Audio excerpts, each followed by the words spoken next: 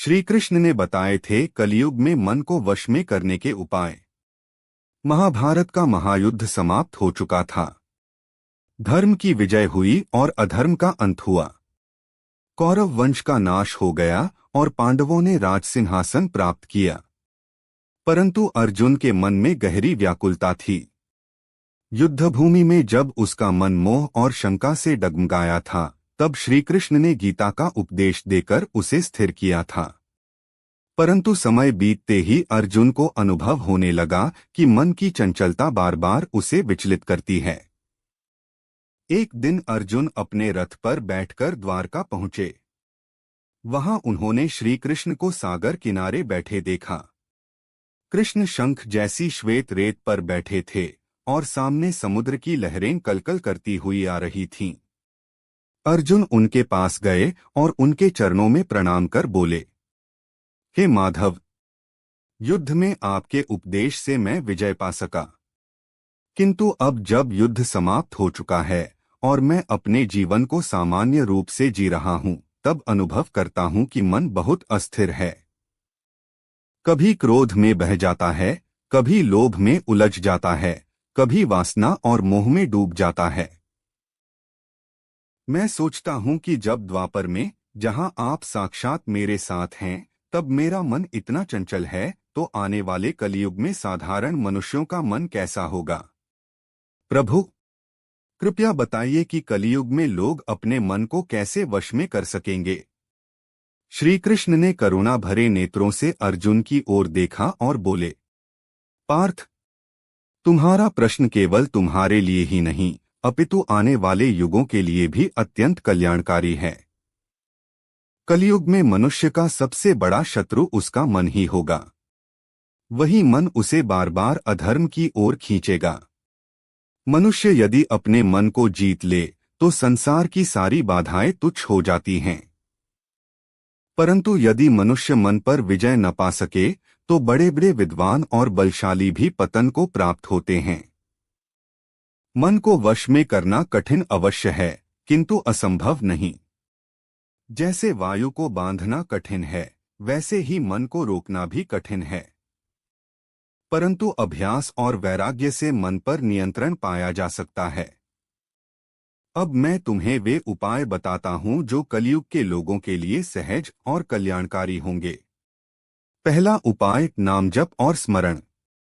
श्री कृष्ण बोले, पार्थ, कलयुग में मन को वश में करने का सबसे सरल उपाय है नाम जप। कलयुग में बड़े बड़े यज्ञ करने की सामर्थ्य लोगों में नहीं होगी, न ही कठिन तप करने की शक्ति होगी। इसलिए मैंने कलयुग के लिए अपने नाम का स्मरण ही सबसे महान साधन रखा है। मेरा नाम और मेरा स्वरूप दोनों एक हैं। जो मनुष्य श्रद्धा से मेरा नाम जपता है, वह मुझे ही हृदय में बुलाता है।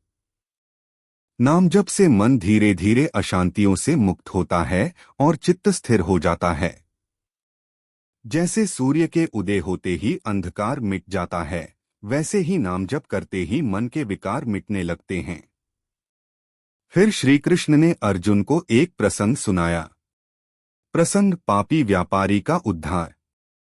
द्वारका के पास एक गांव में वसुदेव नाम का व्यापारी रहता था। वह अत्यंत लोभी और पापी स्वभाव का था। छलकपट और झूठ से उसने अपार धन कमाया। उसका मन सदैव ईर्ष्या और लालच में डूबा रहता। एक दिन वह गंभीर रूप से बीमार पड़ गया। मृत्यु का भय उसके हृदय में छा गया। तभी गांव का एक साधु उसके घर आया और कहा, वत्स, मृत्यु समीप है। यदि शांति चाहते हो तो कृष्ण नाम का जप करो, यही तुम्हें पार करेगा। वसुदेव ने पहले तो उपेक्षा की, परंतु जब पीड़ा असहनीय हो गई तो उसने धीमे स्वर में जपना शुरू किया, हरे कृष्ण, हरे कृष्ण। जैसे जैसे नाम उसके होठों से निकला, वैसे वैसे उसका मन शांत होता गया। जो मन जीवन भर भटका, वह मृत्यु के क्षण में नाम जप से स्थिर हो गया। अंत में उसने शांति से प्राण त्यागे।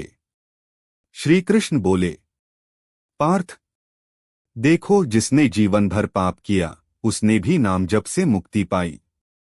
तो जो मनुष्य पूरे जीवन श्रद्धा से नाम जप करेगा उसका मन कैसे चंचल रह सकता है। दूसरा उपाय, सत्संग और साधु संग। श्री कृष्ण ने कहा, पार्थ, कलयुग में मन को वश में करने का दूसरा उपाय है सत्संग। जब मनुष्य सत्संग में बैठता है, साधु और ज्ञानी पुरुषों की वाणी सुनता है, तो उसका चित्त निर्मल होने लगता है। जैसे लौह चुंबक के निकट आने पर आकर्षित होता है, वैसे ही पापी भी सत्संग में बैठकर धर्म की ओर आकर्षित होता है। जो मन अकेले में बार बार भटकता है वह सत्संग में स्थिर होने लगता है। इसलिए कलयुग का मनुष्य यदि प्रतिदिन थोड़ा समय भी साधु संग में बिताए, धर्म ग्रंथों का पाठ सुने, तो उसका मन संयमित रहेगा। प्रसंग, शिकारी का परिवर्तन। एक गांव में एक निर्दयी शिकारी रहता था। वह प्रतिदिन निर्दोष पशु पक्षियों की हत्या करता और उनके मांस का व्यापार करता। एक दिन संयोगवश वह एक सत्संग में पहुंच गया। साधु कथा सुना रहे थे, हर जीव में नारायण का वास है। उनके शब्दों ने शिकारी के हृदय को छू लिया। उसने सोचा, मैं तो हर रोज उन जीवों की हत्या करता हूं जिनमें स्वयं भगवान का वास है। उसी क्षण उसका मन बदल गया। उसने शिकार छोड़ दिया और साधु संग में रहने लगा। धीरे धीरे उसका मन स्थिर और शांत हो गया। श्री कृष्ण बोले, पार्थ, यह है सत्संग की शक्ति। यही कारण है कि कलयुग में मनुष्य को बार बार सत्संग में जाना चाहिए। तीसरा उपाय, भक्ति और कीर्तन। श्री कृष्ण ने कहा, कलयुग में मन को वश में करने का तीसरा उपाय है भक्ति और कीर्तन।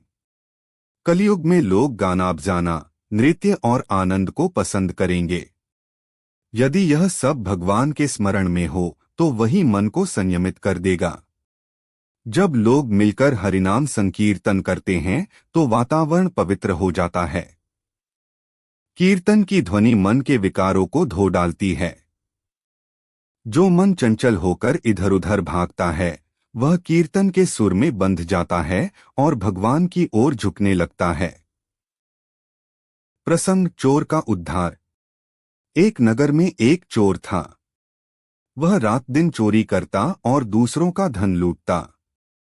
एक दिन वह मंदिर के पास से गुजर रहा था जहां भक्तजन कीर्तन कर रहे थे। हरे राम हरे कृष्ण।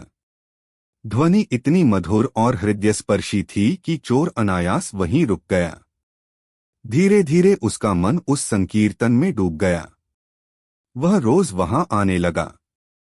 उसका मन इतना बदल गया कि उसने चोरी करना छोड़ दिया और भक्ति में लग गया। श्री कृष्ण बोले, पार्थ, यही कीर्तन की महिमा है। कलयुग में लोग संगीत से प्रेम करेंगे, इसलिए मैंने कीर्तन को ही धर्म का साधन बनाया है। चौथा उपाय, दया और सेवा। श्री कृष्ण ने आगे कहा, कलयुग में मन को वश में करने का चौथा उपाय है दया और सेवा। जब मनुष्य दूसरों की सेवा करता है, करुणा से भरे मन से कार्य करता है, तो उसका हृदय पवित्र हो जाता है। सेवा मन को वश में करती है, क्योंकि सेवा में अहंकार पिघलता है और करुणा जागती है। जिस मनुष्य का मन क्रोध और लोभ में उलझा हो, यदि वह दीन दुखियों की सेवा करने लगे तो उसका मन अपने आप शांत हो जाएगा। प्रसंग, सेवा से मिला आत्मबल। हस्तिनापुर में एक युवक था जो सदैव व्याकुल और क्रोधित रहता। उसके मन में कोई शांति नहीं थी। एक दिन विदुर जी ने उसे समझाया, वत्स, यदि मन को शांत करना चाहता है तो किसी गरीब और भूखे को अन्न खिलाओ। उस युवक ने ऐसा ही किया। जब उसने पहली बार किसी भूखे को भोजन कराया तो उसके मन में अनोखी शांति का संचार हुआ। धीरे धीरे वह दूसरों की सेवा करने लगा और उसका मन संयमित हो गया। श्री कृष्ण बोले, पार्थ, कलयुग का मनुष्य यदि सेवा और दया का मार्ग अपनाए तो उसका मन स्थिर होगा। पांचवा उपाय ध्यान और साधना। अंत में श्री कृष्ण ने कहा, पार्थ, कलयुग में मन को वश में करने का पांचवा उपाय है ध्यान। ध्यान का अर्थ है मन को बार बार एकाग्र कर भगवान में लगाना। यद्यपि कलयुग में लोगों के लिए लंबे ध्यान करना कठिन होगा, किंतु यदि वे प्रतिदिन कुछ समय भी शांत बैठकर श्वास पर ध्यान दें तो मन की गति संयमित हो जाएगी। ध्यान से मनुष्य अपने भीतर की शक्ति को पहचानता है और धीरे धीरे उसका चित्त स्थिर होता है। श्री कृष्ण ने अर्जुन से कहा, पार्थ, कलयुग में मन को वश में करने के 5 उपाय हैं। 1. नाम जप और स्मरण। 2. सत्संग और साधु संग। 3. भक्ति और कीर्तन। 4. दया और सेवा। 5. ध्यान और साधना। जो मनुष्य इन उपायों को अपनाएगा उसका मन स्थिर होगा और वह कलयुग के विकारों से मुक्त होकर मुझे प्राप्त करेगा। मनुष्य का मन ही उसका मित्र है और शत्रु भी। जिसने मन को जीत लिया उसने संसार जीत लिया। अर्जुन ने भाव विभोर होकर कृष्ण को प्रणाम किया और कहा, प्रभु, आपके वचनों से आज मेरा हृदय भर आया है। कलयुग के लोग यदि इन उपायों को अपनाएंगे तो निश्चित ही उनका जीवन सफल होगा। श्री कृष्ण मुस्कुराए। समुद्र की लहरें गूंज उठीं। उस क्षण ऐसा लगा जैसे स्वयं सृष्टि भी उनके वचनों की पुष्टि कर रही हो। इस प्रकार यह कथा समाप्त होती है, जहां श्री कृष्ण ने अर्जुन को बताया कि कलयुग में मन को वश में करने के उपाय सरल हैं, किंतु श्रद्धा और धैर्य से उन्हें अपनाना होगा।